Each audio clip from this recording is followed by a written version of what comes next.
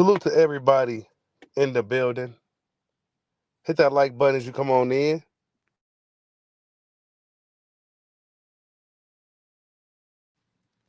Hit that like button as you come on in. We gonna talk some boxing. Richardson Hitchins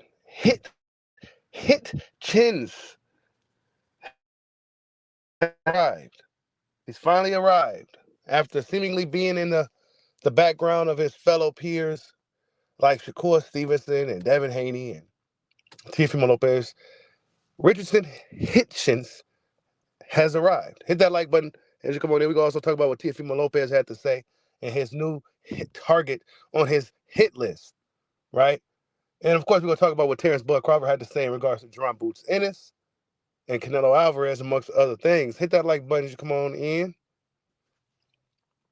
Salute to everybody in the building. Fight last night. Actually, before we even get started with the main topics, Emmanuel Navarrete stopped Oscar Valdez in 6 rounds, dropped him about 3 or 4 times throughout the fight, finished him off with a body shot, crushing body blow. Just really, Oscar Valdez at this point, I think it's safe to say that he has seen better days in that ring.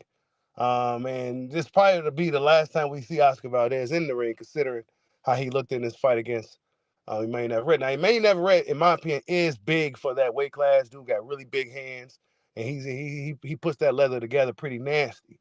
And we saw how he got Oscar Valdez up out of there in the rematch. O'Shaquie Foster said, nobody's trying to call me out. So O'Shaquie Foster looking to unify the division with Emmanuel Navarrete. So we're going to see if that happens. Salute to everybody in the building, man. We just getting this thing started. Seems like a lot of stuff has happened in the past 3 days in boxing. It's almost hard to keep up with. It's almost hard to keep up with everything that's been going on. Canelo Alvarez came out and stated, according to Boxing Scene, paraphrasing, Jake Paul or something like that, right? He's interested in a fight with Jake Paul. And Terence Crawford is also seen as another credible opponent. Now, what you mean another credible opponent? I mean, so Jake Paul is credible now, right? It's not about what you've done in the sport. It's about, well, if you generate a lot of money, well, then you're credible. And I seen Tank Davis do something similar.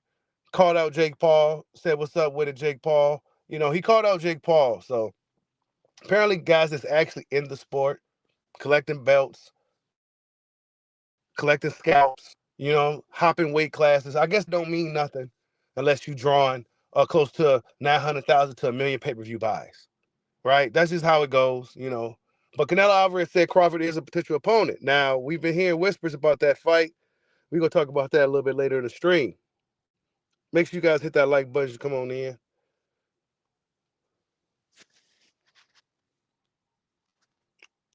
Salute to everybody. Sony Augustine, salute. Mom, salute. Jay, salute. Miss Bernice, salute. You said Foster the best at 130. Yeah, 130 is looking really, really competitive. I think him and Navarrete would be an excellent fight. Excellent fight. Really, really good fight. But yeah. Let's see what Richardson Hitchins said, because we don't really talk about him much. We've been hearing him, right? He's been kind of saying this and saying that, and it's saying it with a lot of confidence that he's the best. And, he's been, doing a lot of talking. And watching him last night in the biggest fight of his career against Liam Paro. Well, one thing about that fight with Liam Paro, why in the hell was it in San Juan, Puerto Rico?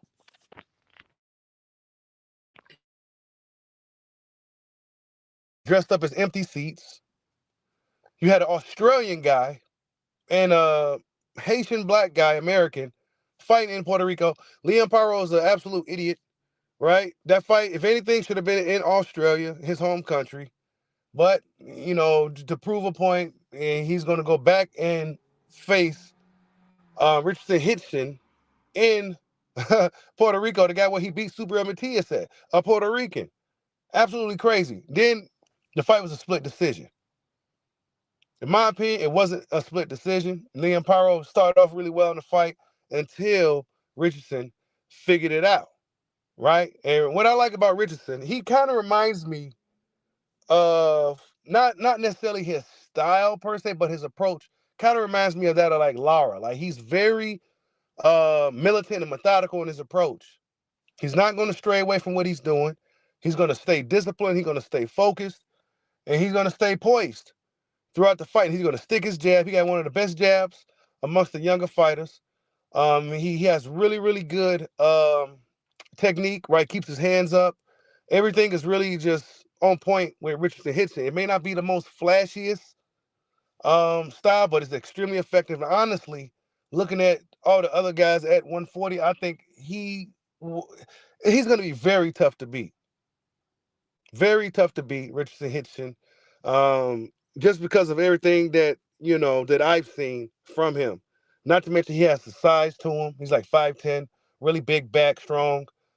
He's not like punching through cement blocks or anything like that, but he has enough power to get these guys respect, and he has enough skill to arguably beat anybody at 140, in my opinion. Just based off what I saw, and his mentality seems to be very strong as well. So Richardson Hitchins is a guy that we really haven't been talking about as much when we talk about Teo and Ryan and Devin and all these other guys.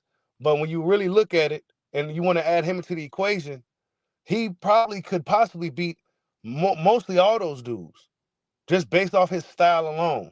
It's not the flashiest. It's not the most fan-friendly style to your casual audience, but it's extremely effective. Salute to everybody in the building. Liam Paro started off well in that fight. Really good style, southpaw, herky jerky, kind of moving in and out a little bit, just doing a lot of movement, quick hands. But eventually, the jab, he it's not really necessarily a good thing to try to jab with a southpaw, but Richardson made it work, and then he started throwing a straight right hand, and that was ended up being really the money shot throughout the majority of the fight. That straight right hand, and it was just on the money majority of that fight. Salute to everybody in the building, man. Richardson Hitchins is here, man. We got to start talking about Richardson. You know, Olympian, 2016 Olympian. So he's been around for a while. We just now, you know, we're gonna start taking him serious amongst all the top young talent in the sport.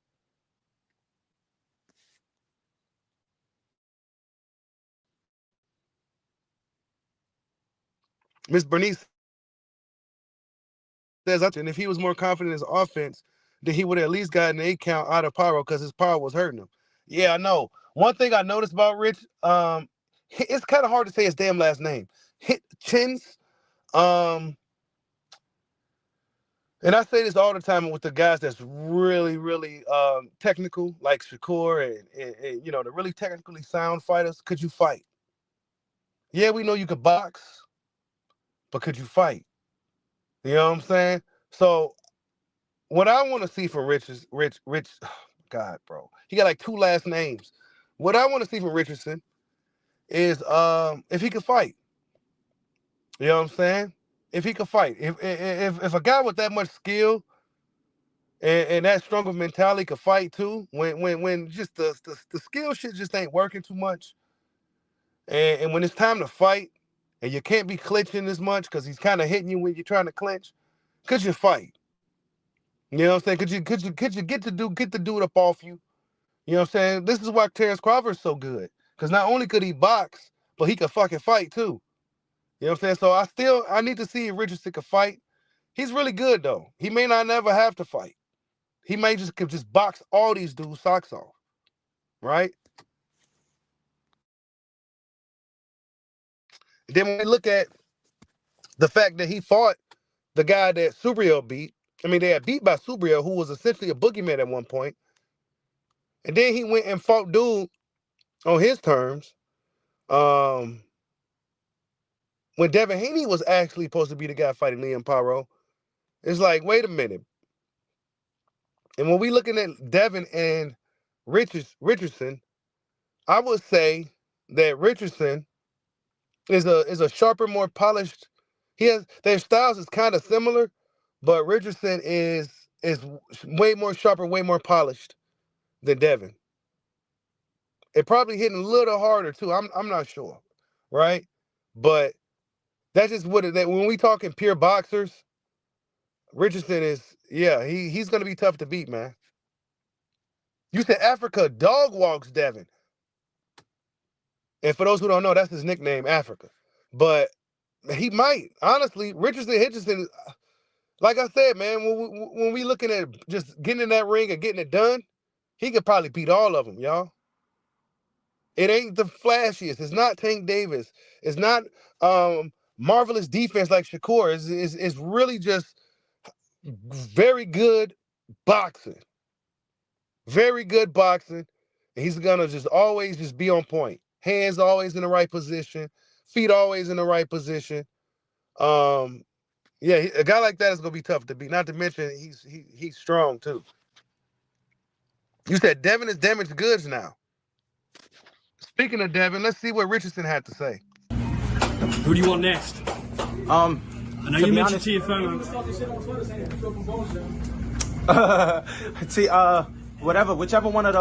Whichever one of the champions, whichever one of the guys that want to fight. You know, Haney said that if I get a belt, he'll fight me. So let's do it. I think that I'm ready for any of the top names. I want the biggest fights in boxing. That's it. It's time to secure my legacy, secure my family legacy, and make the biggest fights in boxing. And that's what.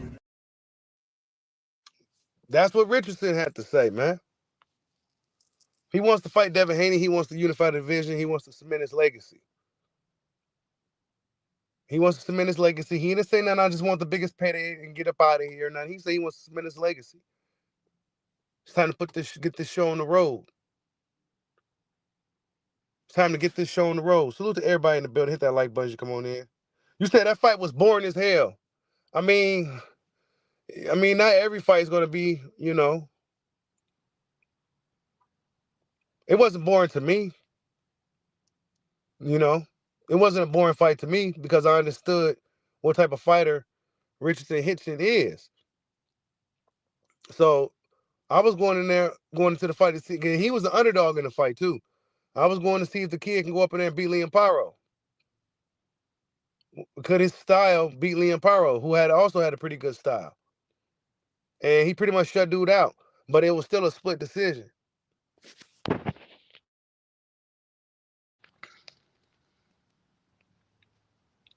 You said it was better than any Shakur fight. He threw more punches than Shakur. You know what I'm saying? He let the right hand go.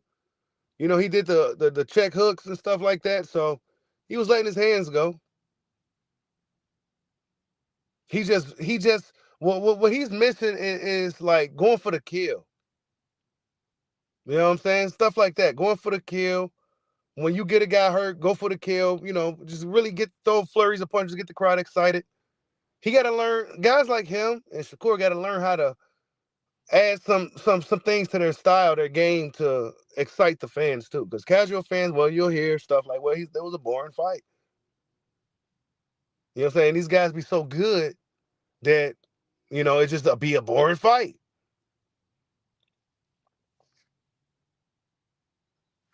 It wasn't boring to me though. You know what I'm saying? I understood what it was. It was a really good chess match. That's what it was.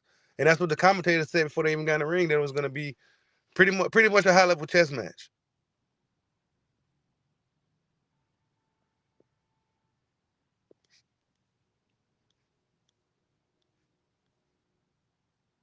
Yeah, they tried to rob him last night in Puerto Rico, for sure.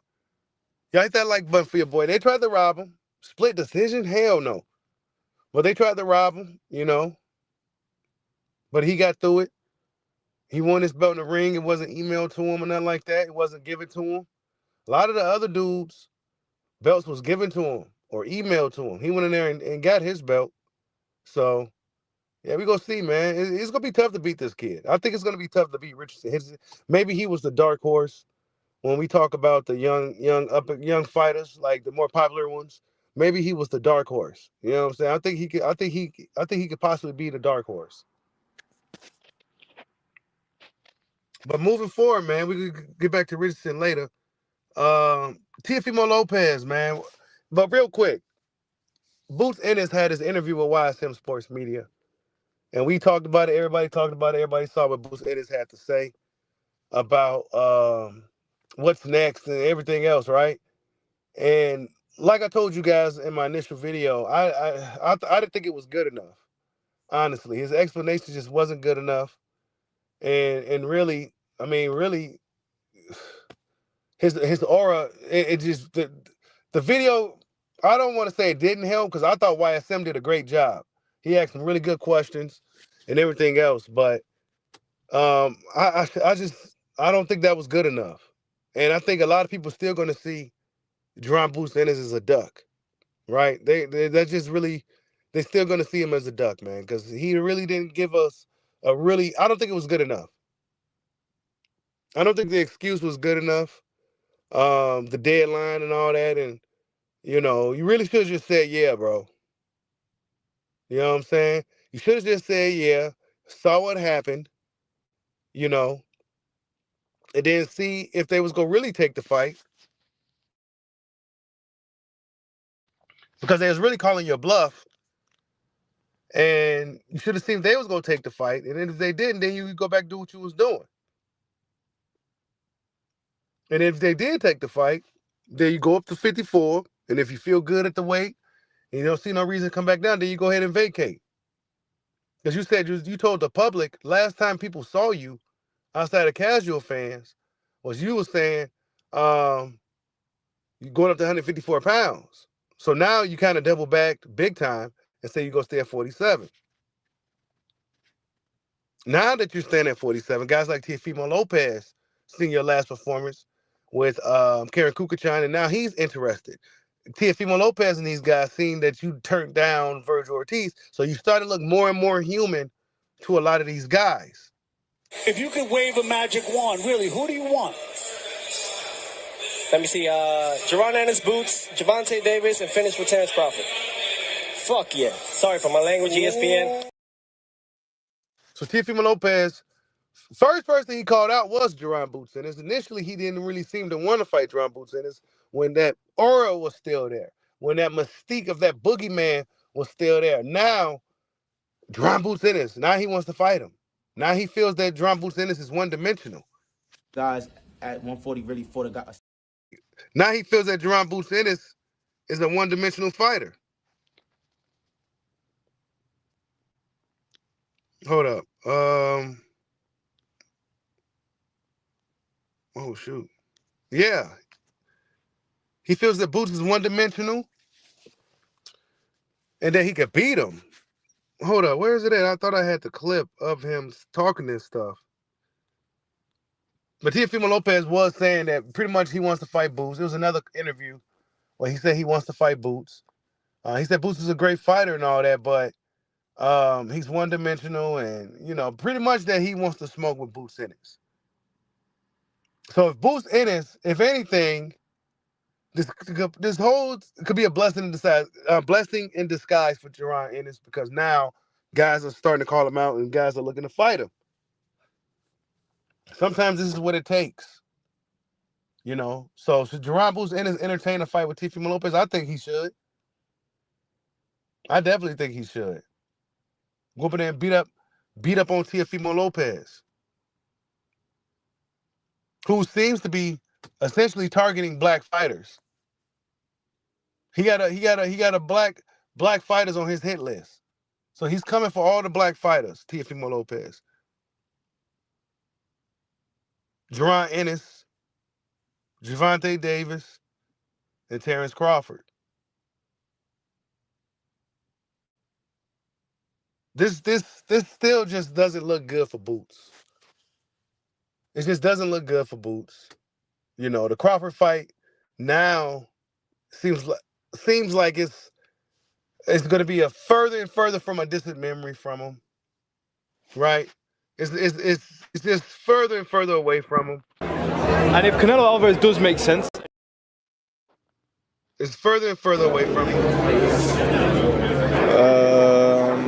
I don't know, man. I think Staniotis and Boots is the two top guys in that division. I think. Would you like to fight between we in two different weight classes. As you see, he just turned down a fight with Virgil to move up to 154 because he said that he's staying at 147.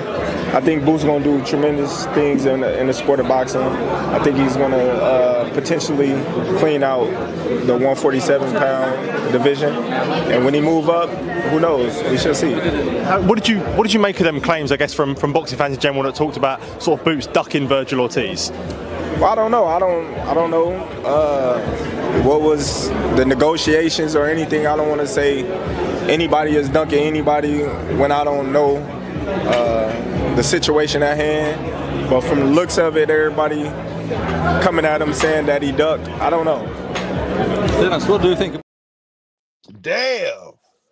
Yep. So that's what Bud Crawford had to say in regards to the Boots in his ducking Virgil Ortiz situation. Damn. See how fast things can change in the sport of boxing? Just a few weeks ago, Boots Ennis was apparently what they say, he was chasing Crawford, right? But now it's like he ran into a brick wall.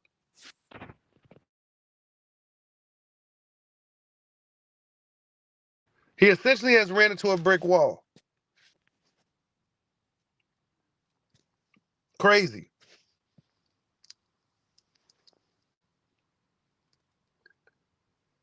Let's see who's in the building. Salute to everybody in the building, man. We had some boxing last night.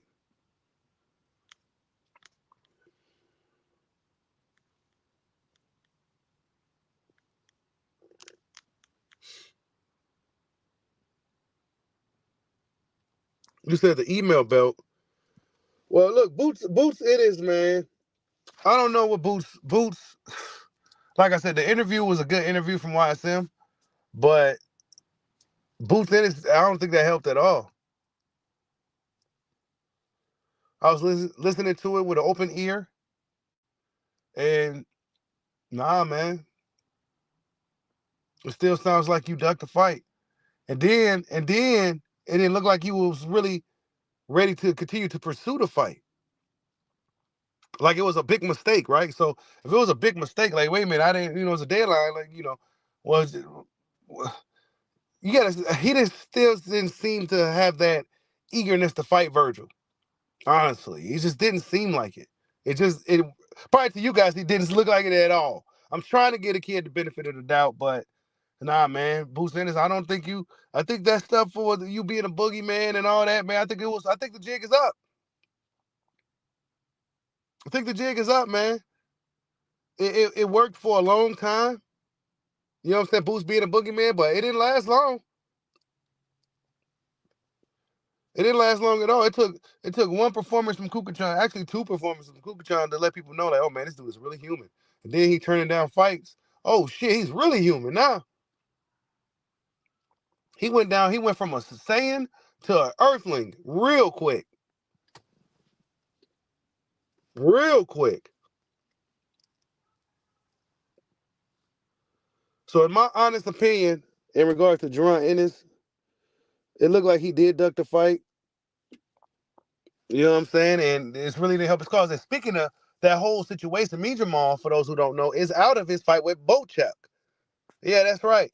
Jamal is now out of the fight with Bochuk. So now he's going to go into this Virgil fight fresh. I guess he got some sickness, right? And honestly, there is some shit going around. I'm not sure if that was the real reason for Jamal pulling out of the Bochuk fight. Because, I mean, let's be real. It was a real quick turnaround. But Jamal will now not be fighting Bochuk. Bochuk will be fighting somebody else. And then Jamal will go straight into this Virgil fight fresh. So Virgil won't be getting a one-up on dude, a weakened fighter. So, yeah, we're going to really see what Virgil's made of in this fight with Jamal now. Because I feel like part of the reason why they even took the Jamal fight was because he would have been damaged from the fight with Bochuk. So just that whole situation. So now Boots Ennis is gonna be at 47. I mean, nobody's really. I mean, I guess, I guess he wants to unify the division at 47. And that's what Boots is gonna be. So, damn, we'll kill all the noise. Crawford's running from him and all this stuff, and those talks of him beating Crawford and all that has really, really since died down. And he really got to go back to the damn drawing board now at this point. So, yeah. Yeah, you said Virgil lost to Bochuk? Yeah, I think so too, man. Well, popularity wins fights too. Virgil got won a popularity contest. How you get dropped twice and still win? So, yeah, he won a popularity contest that night. He probably gonna get his ass beat by Mijamov too now. Yeah, he's probably gonna get beat up by Mijamov. Virgil. He probably gonna lose that fight. And especially now that Mijamov would say, you know what, I'm gonna just play like I'm sick. I am a little sick. We ain't gonna do the fight now, old boy. We just gonna go ahead and go right to this thing with Virgil. So now he won't have the fresh one up on me. Because that's the bigger fight anyway. So Mijamov and his team decided to go ahead and pull out of the fight. You know what I'm saying? Whether it's legitimate or not, I don't really mind it because I would have rather seen Bochuk was a good fight too, though, within itself. That was actually a really, really good fight too. But the Virgil Ortiz fight is a fight, where we really get to see where both guys are at, and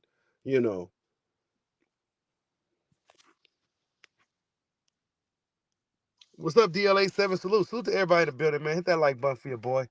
Richardson Hitchins is here, man. It's been quiet too. Nobody's really calling him out. Nothing like that. Dudes gonna stay away from him, bro.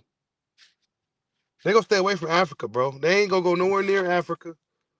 He's gonna be like the Edeslandi Lara for a while. Guys at 140 really fought a style like that. Not Teo, not Devin. I never seen them fight a guy that was so relentless and strong and explosive like that. And I felt like I showed grit tonight. You know what I'm saying?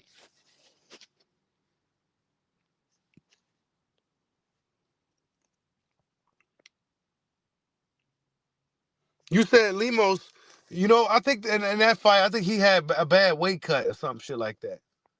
You know what I'm saying? He had a bad that weight cut. Oh, you talk about Paro Liam. Oh yeah, New York, Brooklyn. Yeah, they got a champion right now. Yeah. They haven't had one in a while. They haven't had a champion in a while.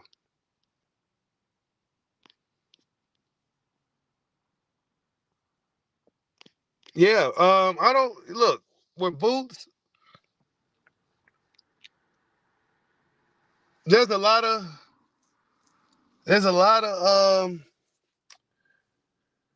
I say Boots just go ahead and fight Teofimo. Fight Teofimo right away. You fought your mandatory, right? All right, go ahead and fight Teofimo Lopez real quick. Let erase this stuff from people's memory. That'd be the smartest move for him right now would to be fight Teofimo.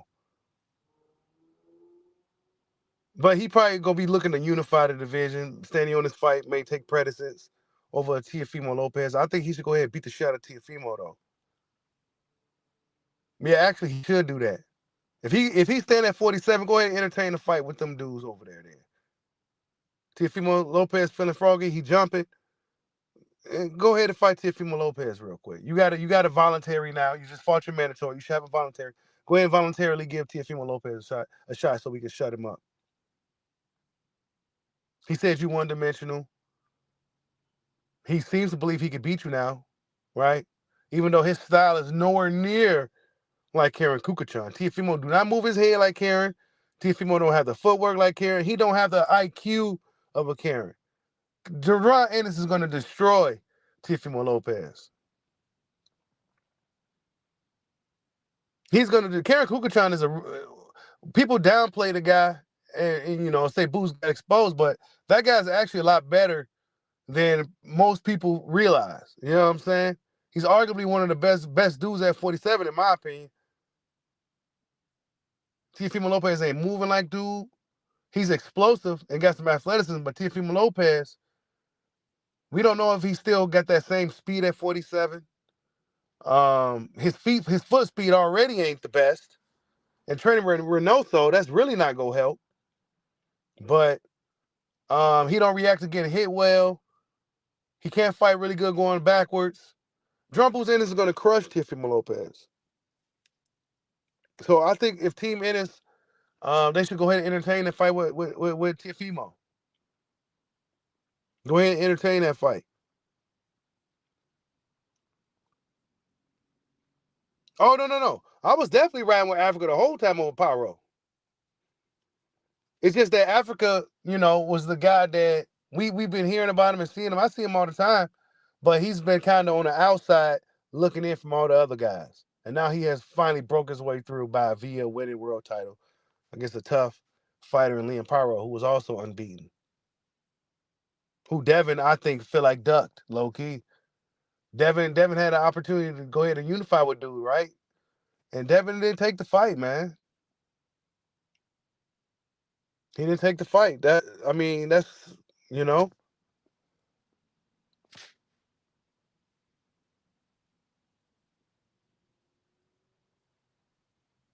You said Devin ducked mad people.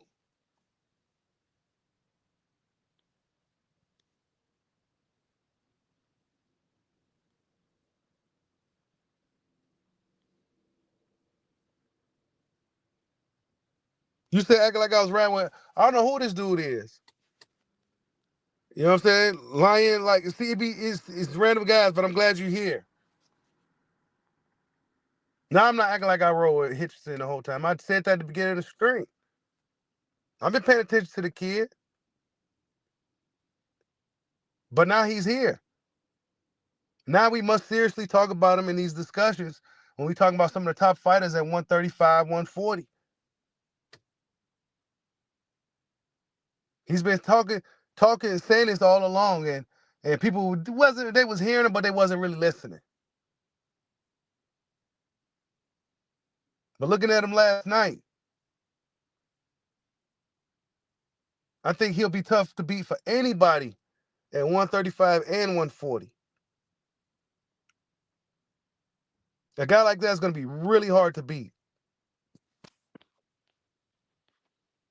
So nobody got to act like nothing. We call it exactly how we see it over here. Things change in boxing like the Midwest weather. People's opinions change like the Midwest weather. You said Devin's going to get destroyed at 47. Yeah, man. Devin got a lot of work to do, man. I'm a big Devin fan, but he got a lot of work to do. He got a lot of work to do. He got a lot of work to do. He going to have to really start hurting guys, man. I don't know. He got dog in him, and he be fighting and shit when the boxing ain't working. But he can't hurt. He got to hurt some people, man. I don't know what the fuck. He's big. You know what I'm saying? He's big for the weight classes he's in, but he ain't putting a dent in these dudes, bro. You said Devin's damaged goods with no chin. I wouldn't say that. We have to see.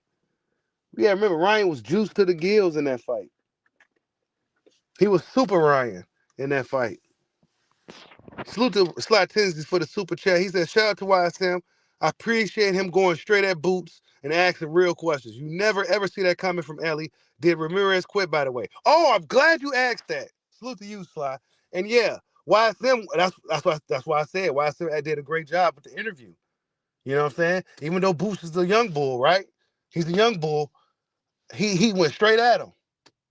Boots, the whole world is calling you a duck, bro. Why did you take so long to answer in depth? Like, you know what I'm saying? He came at him good, man. Ellie Sackback be nut hugging. Y'all be coming at my boy YSM like he be interviewing these guys like he's Ellie. He came at Boots. Boots looked at him like, what? Yeah. Great. That was a great interview from YSM. It was the response from Boots just wasn't great. It was terrible.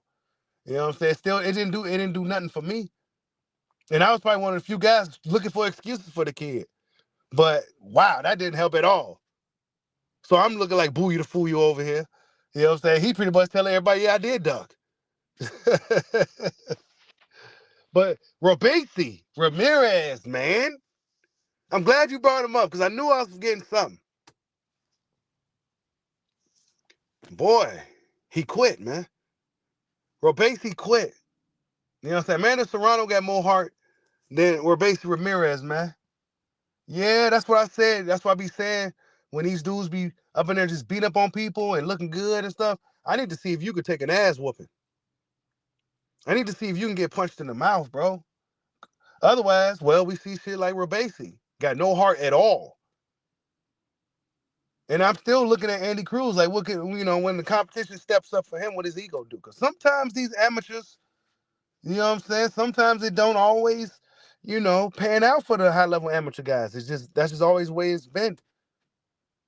Some dudes come out of the amateurs and have marvelous careers. Other dudes come out of amateurs and don't really make it at all, or make it a little bit to a certain point, but then hit the wall. You know what I'm saying? And Robesi Ramirez is one of those dudes that hit the wall. He quit. You know what I'm saying?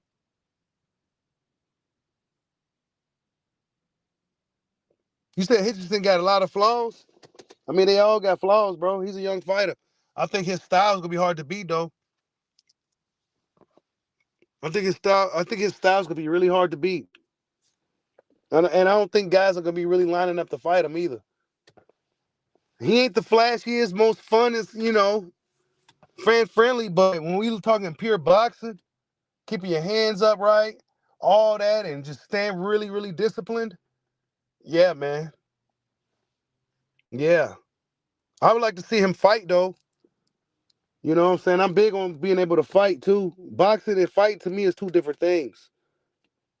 You know what I'm saying? Boxing is not fighting. Boxing is a martial art. But when that martial art ain't working and it's time to fight, could you fight? You know what I'm saying? So, yeah. Unless your boxing skills is just that damn good to where you can't get lured into a fight. But even Floyd Mayweather got lured into some fights. Even the great Floyd Mayweather got lured into some fights. You said, could Teo cut the distance off with no jab? No, he cannot. And he has no feet to cut him off either. Teofimo's going to get bulldozed by boots.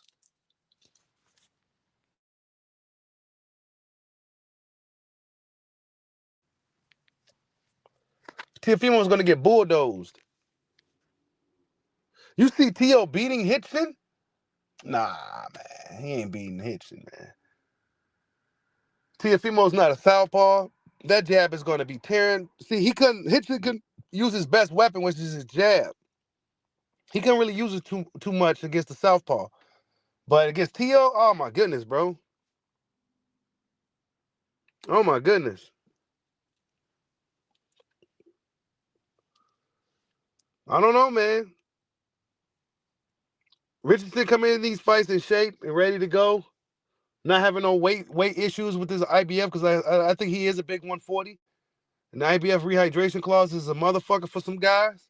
But if he come in these fights fresh and either get his diet right or whatever he needs to do to not look like he did against the fight prior, if he can keep the momentum up and keep getting better and add more tools to his game to where his style could be more fan friendly, I think Richardson, he could be a factor, man. He could be a huge factor. And probably a guy that nobody wants to deal with.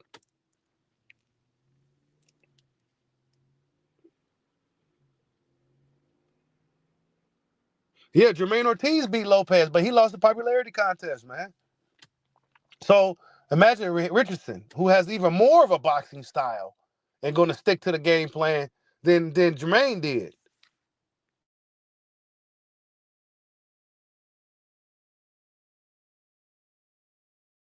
But we see, right? Richardson is a Olympian. He didn't medal or nothing like that. But look what he's a world champion now. But when we look at guys like Robesi, who beat Shakur in the amateurs and got gold, look what happened to him. He's quitting and shit. Talking about he can't see. Man, I seen dudes fighting with broken orbitals. Naoya Inoue fought with a whole broken orbital for like 7-8 rounds or something, bro. I mean, I ain't saying everybody should be able to, is that gutsy, but it just says a lot about him as a fighter, in my opinion. And being able to dish it out is one thing. We know these dudes is world beaters. A lot of these guys, even the guys that's not that is considered good, they're actually really good. If you get in the ring with them, they'll fucking beat the shit out of you. But when you got to be able to take the shit too. You know what I'm saying? I see guys dishing it out and beating guys up, but I need to see you be able to take it. I need to see you get your ass kicked, or I need to at least see a situation where you overcoming some type of adversity. The dude is hitting you in the mouth, hitting you, but you still figure him out.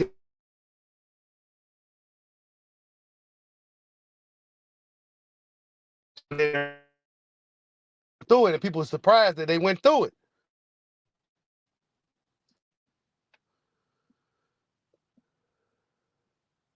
You said Africa beat the man that beat the man. Yeah, he did. You said Ramirez has never dealt with anyone who is tough and skilled as he is. No, he hasn't. And Ramirez can fight too. You know what I'm saying? But man, that's crazy, bro. How just things play out, man.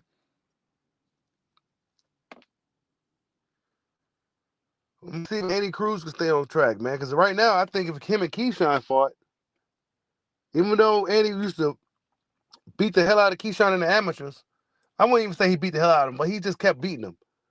I don't think that'd be the case in the professional. I think Keyshawn would damn near stop Andy Cruz in the pros.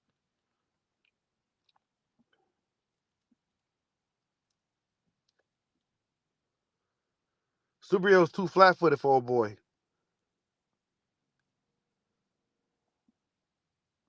You said Keyshawn will cook Hitchins? I don't know, man. Styles make fights, y'all. Styles make fights. You know what I'm saying? That's at the end of the day. I think a guy with a style like Hitchins and with his mentality, he's gonna be tough to beat. Keyshawn's style is way more exciting, way more friendly, and everything else. But Hitchison just does a lot of really just basic things, but he does it very well, and he'll stick to it. Another fighter that's similar to that, but it's a little bit more busy in the ring, is Beeble. He's another fighter that's really methodical, and he's going to stick to his game plan. He don't care if it's boring. He's going to keep doing what he's doing. You say you think Hitchison? I'm not saying he beat him. You know what I'm saying? I'm not. It's not as. I don't think Keyshawn can just go up in there and just beat up on Hitchison, bro. Hitchison is 5'10". You know what I'm saying? He got a 74-inch reach. It's damn near long as any of the bigger welterweights, right? He's really a big ass. He's almost like a welterweight. Crawford has a 76. Mayweather had a 74 or 5. He had a long reach, a really, really good jab, good straight right hand. Just a really disciplined style. I'm not saying that he'll beat Keyshawn and Keyshawn will beat him. I think he'll be a lot more competitive than people would think. They're both Olympians. You know what I'm saying? There's going to be respect there and all that type of shit. You said Crawford had a 74? I thought Boyd had like a 70. You know what? He might. So Richardson got as long as reach as Crawford.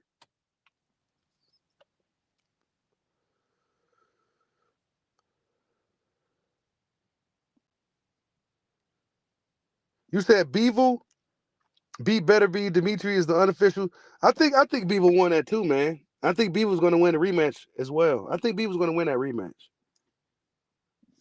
I think Better Beef, and I like Better Beef a lot, but I think he got, I don't know. I don't want to say he got a gift, but I really honestly thought that Beaver won that fight.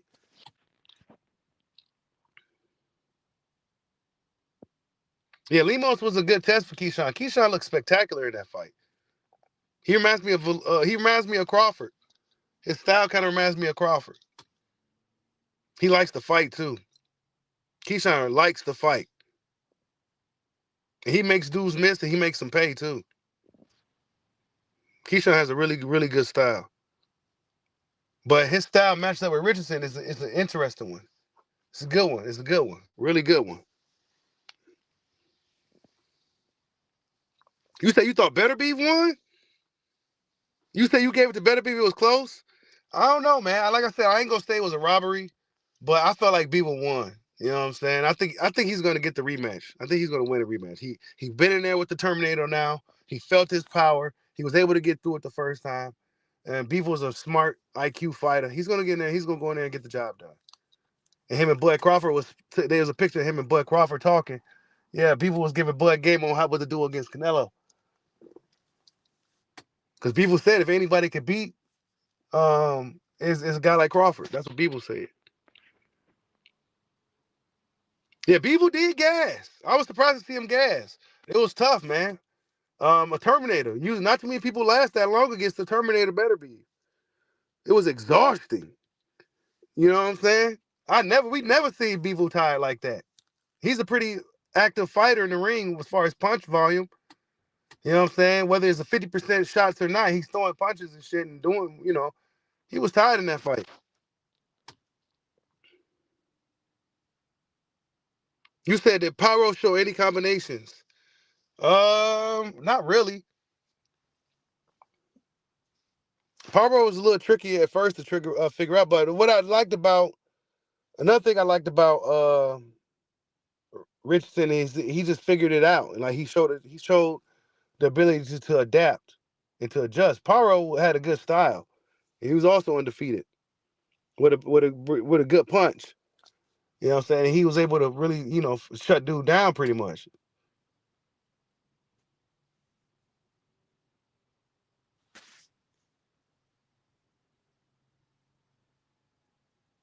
And that's the only punch he needed, the straight right. He beat dude with one punch. You know what I'm saying?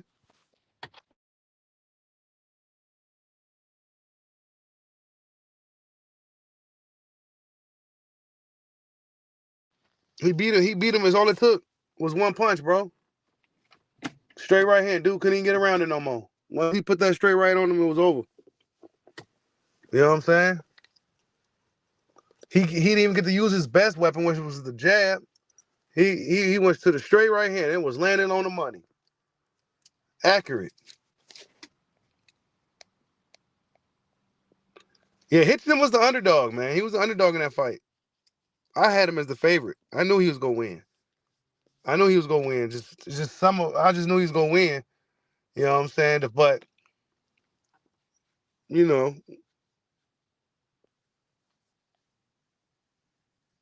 yeah. Every time he jabbed, Pyro was going over the jab.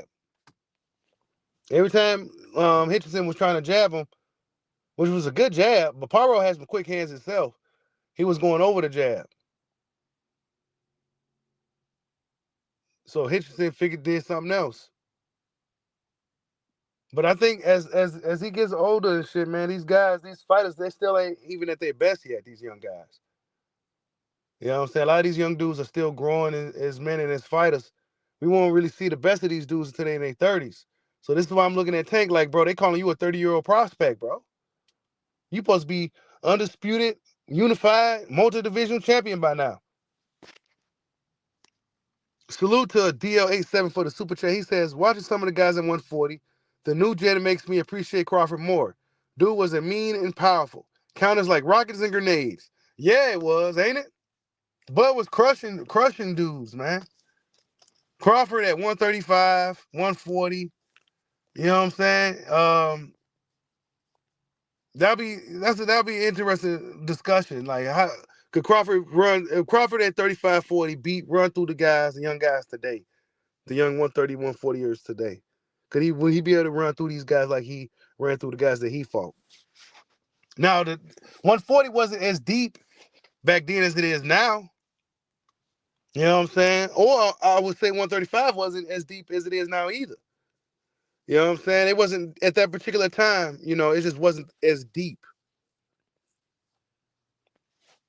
But, we see some of them dudes kind of, have tougher time with lesser guys. So, I don't know, man.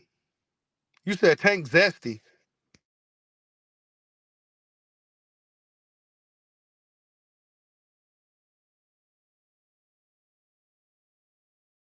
Tank a funny dude, man. Tank a funny dude. Y'all hit that like button for your boy. Tank a funny dude.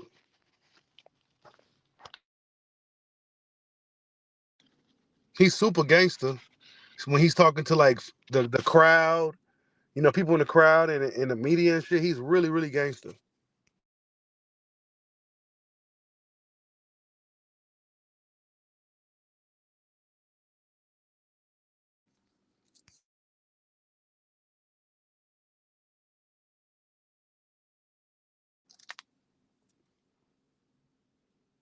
You said Tank admitted he need therapy and a better dad. Yeah.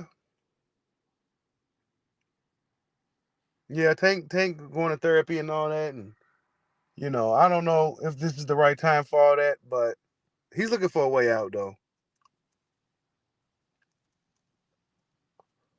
Last time he was trying to be a Muslim and turn himself over to Allah and everything. What happened with that? So I don't know, man. Every fight is something new with Tank.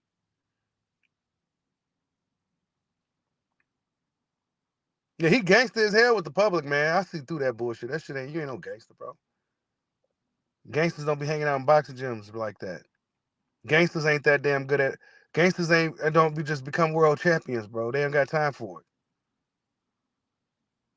You know what I'm saying? They don't got time to becoming world class athletes, bro. So knock it off.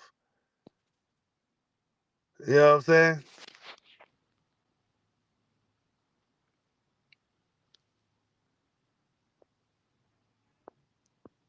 Hey, you ain't lying, DG. Floyd, Hitchison was a Mayweather fighter. I forgot all about that. He was. And Floyd kept him on the back burner for Tank. Hitchison was a Floyd fighter. Y'all remember that? I forgot all about that. Then, Floyd eventually let him go over to Matchroom. But yeah, that's the reason why we haven't been really, Hitchison didn't really get pushed and moved because he was in the shadows of Tank, being with Mayweather Promotions. And we know Floyd is probably arguably one of the worst promoters of all time. Arguably. He was terrible, bro. A lot of people wasted a lot of time dealing with Mayweather Promotions. A lot of time.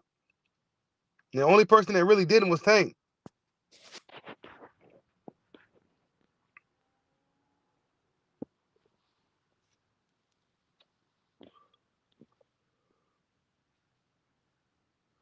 Yeah, me Jamal pulled out of the fight. Yeah, I know. We talked about it a little bit ago, Fly. Yeah, he pulled out of the fight due to bronchitis. I mean, it's cool. I ain't tripping. It seems convenient, but I get it. He probably really did have bronchitis. Shit going around. I'm still kind of like stuffy and shit, man. But I mean, it's cool. Now Virgil won't have to one up on him like they're trying to do. Now we gonna see what Virgil really could do because he's gonna fight a fresh-rated me Jamal.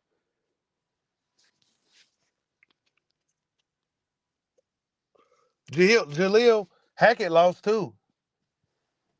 That was an upset. Kermel having weight issues. What happened with Kermel is that the kid hit a crazy growth spurt. He essentially became a man, coming a man overnight. He was like a baby, like a year or two ago, like a little boy, and now he's a man. He got a full beard. He got a full beard. I'm like, this shit can't be real. How you got a full beard already? Like, what happened? He look all big and shit. So yeah, Kermel hit a growth spurt like crazy, bro. That's probably what happened. He's already bigger than Tank too. We just call him Baby Tank. He's bigger than Tank. He's gonna be a bigger guy than Tank. So yeah, Kermel hit a crazy growth spurt. That's what happened. And now he got to figure out what weight class he really belongs at. You said Matias is better than Lemos? I don't know. I don't know about that one. Y'all hit that like button for your boy.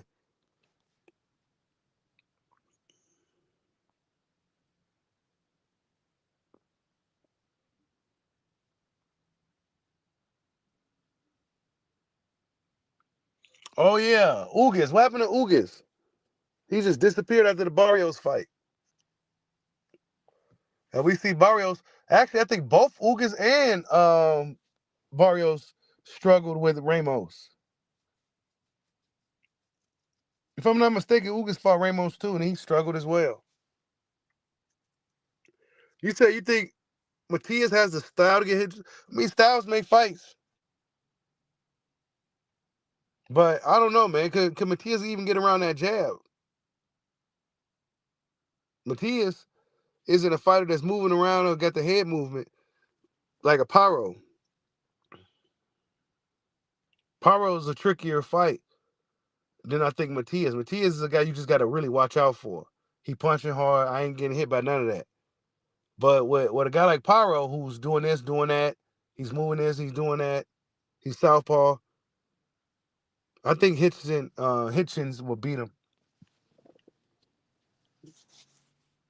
I think Hitchins is right now. I think he's the dark horse. I think he could probably beat a lot of these guys. If given a chance, he could possibly beat a lot of them. Just because of his style and his mentality.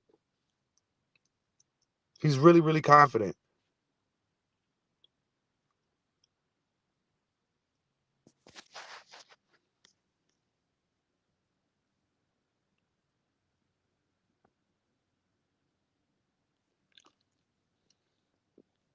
You said Pyro trash. I wouldn't say Pyro is trash. Hell no. Australian fighters don't be holding them belts long, I tell you that. Them Australian fighters will win a belt and they'll lose it the very next fight. Literally, like that seems like what happens with all the Australian fighters at the world level. They get a belt and then they end up losing in a fight or two later. You said another dark horse is Gary Antoine? Yeah. Baby Sean Porter? Yeah. I would have said that before the loss to Postal. Wait, did he lose to Postal? Who he lose to? He lost.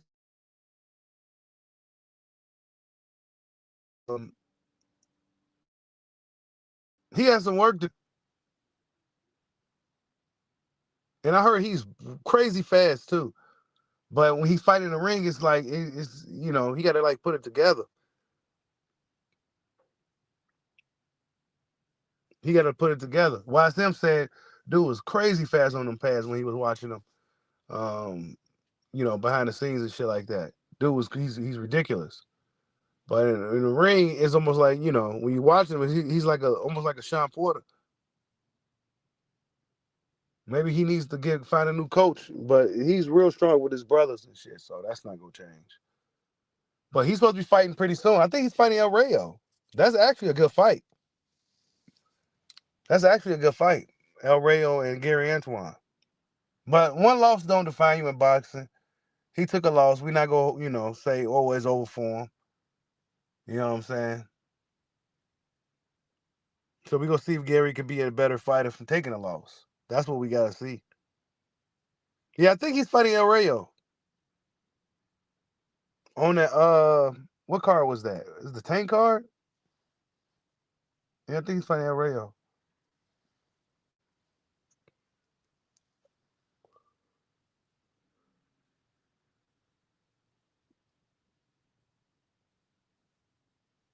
Yeah, that's a good fight, Sly.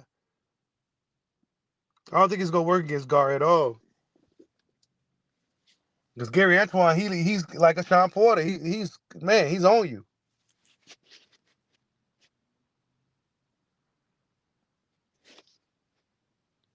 But Rayo can fight though.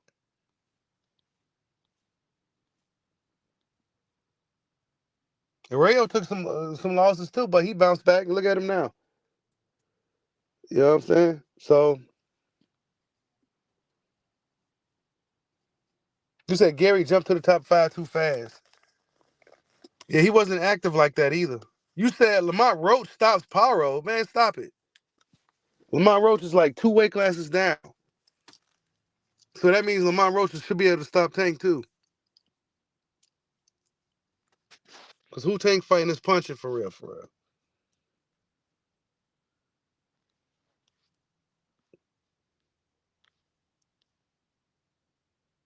You said Roach is ass? I wouldn't say that. Even though he did take a loss to Jamil Herring. Jamil Herring's kind of big. But Jamil Herring also was that was like at his high point. When Jamil Herring was he was the champion. He was doing his thing for that little minute. Bomac got him together and shit. You said Herring not a world beater. Nah, he's not, but he was a world champion. You know what I'm saying? And he had a little momentum, a little good moment. It wasn't like super long or nothing, but he had one.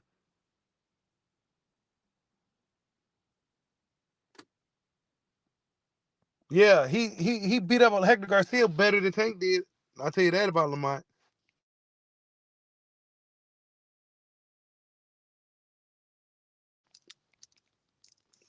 I hope Lamont Roach win. Honestly, I want Lamont Roach to win. There's nothing personal or nothing. I just want Lamont to win. I want him to go out there and pull off an upset. Take Tank's biggest punches and just get him up out of there. Because Tank go find a way to hit you. The question is, could you take it? And will the referee give you the benefit of the doubt, too? We got to also look at that. Some fighters are given the benefit of the doubt, but guys like Lamont Roach, his team, somebody in his corners or his team should be telling him, be on it, because they're not going to give you the benefit of the doubt. If Tank buzzes you, if he stuns you, if he does anything like that, be ready for the referee to try to stop that shit quick, bro, because they're going to want Tank to keep his momentum, man. He's the gravy train. So Lamont Roach can't find himself in none of those type of situations. He going to have to fight a really perfect fight to beat Tank. And not to mention, Tank is a really, really good fighter, too. He's really good. So, I don't know. I want Lamont Roach to win, though. I want him to win. I want him to go out there and put off a Buster Douglas. Go out there and pull off an Oliver McCall or something. Pull off an upset of a lifetime. One of those upsets that we could be talking about 20 years from now. Yeah, he beat Javante Davis. Then they fight again and Tank probably beat him. But, yeah. Because Tank is already talking retirement. You know, why do I got to fight Shakur and all this crazy shit? But then he talking about calling out Jake Paul.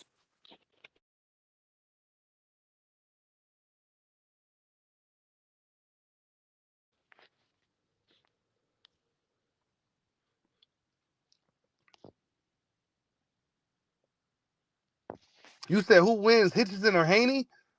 I feel like, and I hate to say that, no. I think that Hitchison is a more disciplined version of Devin. A sharper. Devin be sharp in camp and shit, but when he be fighting sometimes, he be looking kind of sloppy. He can get kind of sloppy in there sometimes. And he makes a lot of, like, mistakes. I don't know. I'm gonna wait. I'm gonna wait if I really, Right now I lean toward Richardson, but I'm gonna wait till I see how Devin looks his next fight. But I think right now I'll lean towards. If you made me pick right now, I'll say Richardson. He's big, really just really good.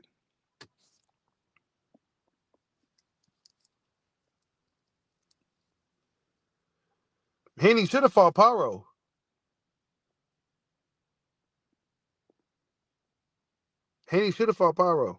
And I think Hitchison got a longer reach than Devin. Better jab, too. Devin got a good jab, but I think Hitchison's better. He just didn't get to use it that much in this fight. You said Haney needs a soft touch?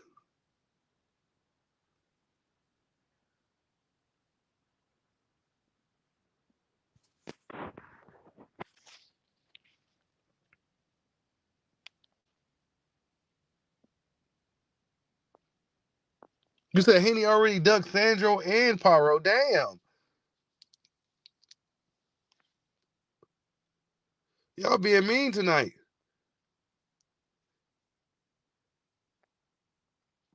Haney should already be confident, man. He got to go up in this thing and,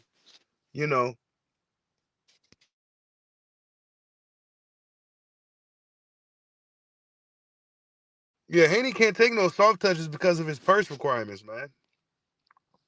He can't. He demands too much money, so who he gonna fight? He got to fight somebody tough.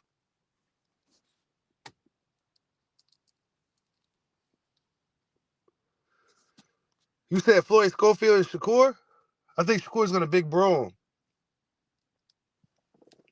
I think the Schofield's going into this fight knowing that there's a high chance that they'll lose, but they're gonna get paid. This is an early cash out for the Schofields. They wanted to get a quick payday early. But Shakur is going to win that fight.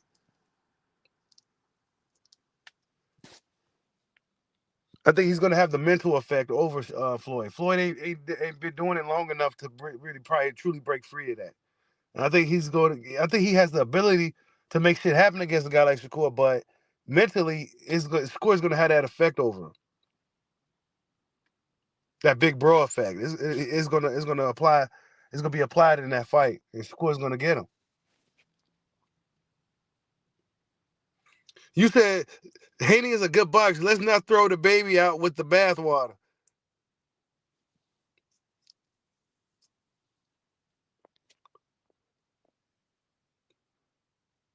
Devin got tired of going out to Australia, man.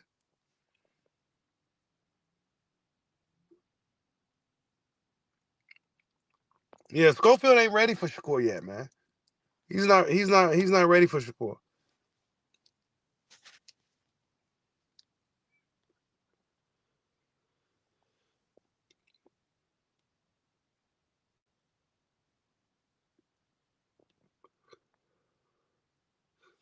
Y'all do not like Haney.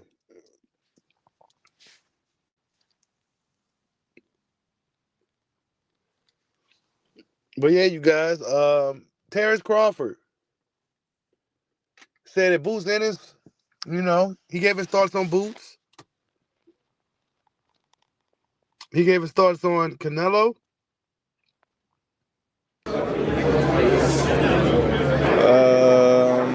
I don't know, man. I think Staniotis and Boots is the two top guys in that division. I think Would you like to fight before? we in two different weight classes. As you see, he just turned down a fight with Virgil to move up to 154 because he said that he's staying at 47. I think Boots going to do tremendous things in the sport of boxing. I think he's going to potentially clean out the 147-pound division. And when he move up, who knows? We shall see. What did you make of them claims, I guess, from boxing fans in general that talked about sort of Boots ducking Virgil Ortiz? Well, I don't know. I don't know what was the negotiations or anything. I don't want to say anybody is dunking anybody when I don't know the situation at hand. But from the looks of it, everybody coming at him saying that he ducked. I don't know. Terence, what do you think? So yeah, everybody's saying Boots Ennis is ducked. Crazy, man. That's just the narrative. Even if they came out to interview with YSM, and still, it looks like a duck move for Boots. So I think Boots should go ahead and entertain Teofimo Lopez, who publicly called him out. He called him out on ESPN, live on television. If you could wave a magic wand, really, who do you want? Let me see. Ennis Boots, Javante Davis, and finish with Terence Crawford.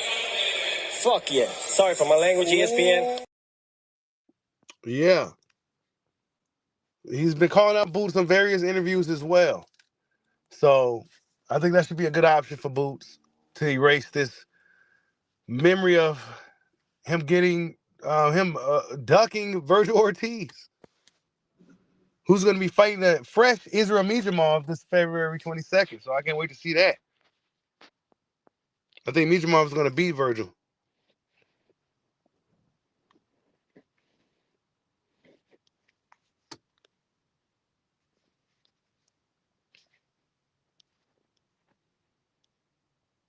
But yeah, you guys, that's the video. Richardson Hitchins. Jesus Christ, it's hard to say that. I think he's arrived, man. I think he's here. He went out there and beat the champion. You know what I'm saying? He wasn't given a belt like a lot of the young guys been given today. He went out there and got the job done. It was a split decision. I don't think it was a split decision, but the politics of boxing, they almost tried to get him, but he went through it and got it done. And I think he's going to be a really tough fighter for a lot of those guys at 135, 140, and maybe even some at 147 as time goes. So we're going to see how things play out for Richardson Hitchins. He's here. I think, yeah, we're gonna see how things play out for him. But Teofimo Lopez, on his black fighter hit list, He's coming for some of the best black fighters in boxing, and Tank Davis, Terence Crawford, and Jerome. Now Jerome Boots Ennis. Now he's seen vulnerabilities in Boots. He's seen that Boots Ennis out here ducking. He's seen Boots Ennis struggle against Karen Kukuchan, and now he really feels like Jerome Boots Ennis is human. So that's what Teofimo's doing. And yeah, we're gonna see what happens with Bud, man. Bud's, talked about Canelo Alvarez, and And if Canelo Alvarez does make sense and you step into the ring with him, obviously that's a super fight for boxing. How does that go down? Just break it down for us a little bit. We want to see it obviously happen. I ain't gonna break it down to you. You know what I mean? How it's gonna happen. The strategy is me leaving with my hand, rolls and everybody mouth dropping. That's how I can, sums it up in a little bit of. So that's what Bud said about. That's what Terence Crawford said about Canelo Alvarez, leaving with his hand raised. He ain't denying the fight ain't gonna happen. So we're gonna see if the fight is gonna happen. Canelo Alvarez said Crawford is an incredible opponent, along with Jake Paul. I don't understand what Jake Paul is so credible all of a sudden, but I guess he generates a lot of money, so that's credible to a lot of guys in boxing. But yeah, salute to everybody in the building. Much love to all you guys. Thank you guys for stopping in. Thank you guys for donating to the dojo today. I'll catch you guys in the next one. Love you, Mom. Peace out.